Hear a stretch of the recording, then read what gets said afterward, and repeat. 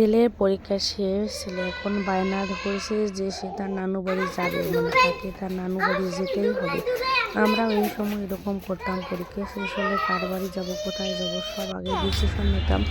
যেহেতু ডিসেম্বর মাস ছাড়া তার আর কোনো সময় নেই, কারণ সে আর কোনো সময় পাবে না। জানুয়ারি থেকে আবার পড়াশোনা শুরু, যেহেতু পড়াশোনা শুরু করে দিয়েছে তার তো আর কোনো রেস্ট আর নেওয়ার কোনো সময় নেই। তাই ডিসেম্বর মাসে যতই ঠান্ডা হোক গ্রামের দিক যেতেই হবে। আমার হাজব্যান্ড বলতেছে যাওয়া লাগবে না, এই ঠান্ডায় বাচ্চারা অসুস্থ হবে। এখন বাচ্চারা কি তাই মানবে? যতই অসুস্থ হোক, এই জন্য কি এরা বাইরে ঘুরতে যাবে না? কত মানে পড়াশোনায় বা কত করবে, ঘরবন্দি জীবনের কত থাকবে, বাইরে আলো বাতাসের প্রয়োজন আছে। ঠান্ডা যতই হোক একটু আসতেই হবে। তাই আমরা এখন মা ছেলে মেয়ে মিলে সবাই মিলে আমরা আজকে চলে যাবো আর কি গ্রামের বাড়িতে। একটু তো আনন্দ আছে,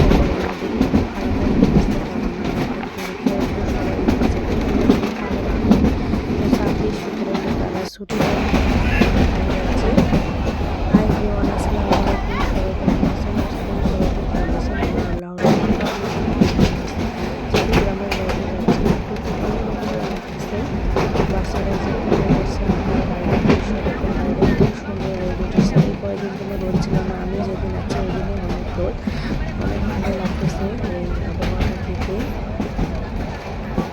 তবে আমি আজকে আমার বাবার বাড়িতে বা শ্বশুর বাড়িতে কোথাও যাচ্ছি না। আজকে যাচ্ছি আমি আমার ফুপুর বাড়িতে। প্রায় 4 বছর পর আমার ফুপুর বাড়িতে যাচ্ছি। আমার ছেলের যখন 1 বছর বয়স তখন আমি যাচ্ছি, আর এখন আমার ছেলে 5 বছর চলতেছে। আমার ফুপু আমার সাথে আর কি আমার বাবার বাড়িতে যাবে, তার বাবার বাড়িতে সে যাবে, আমি আমার বাবার বাড়িতে যাবো। এই জন্য আমার ফুপুকে আর কি নিয়ে যাবো, এই জন্য ফুপুর বাড়ি যাচ্ছি। ফুপু বলতেছে আসো আমার এখানে একসঙ্গে যাবো।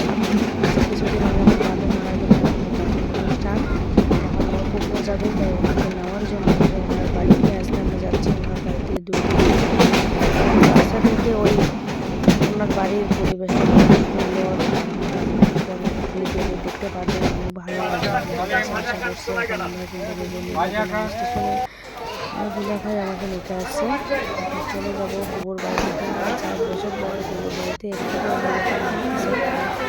এখন চলে এসেছিলাম আর কি। উঠলাম এদিকে, আবার ভ্যানেই বেশি চলে,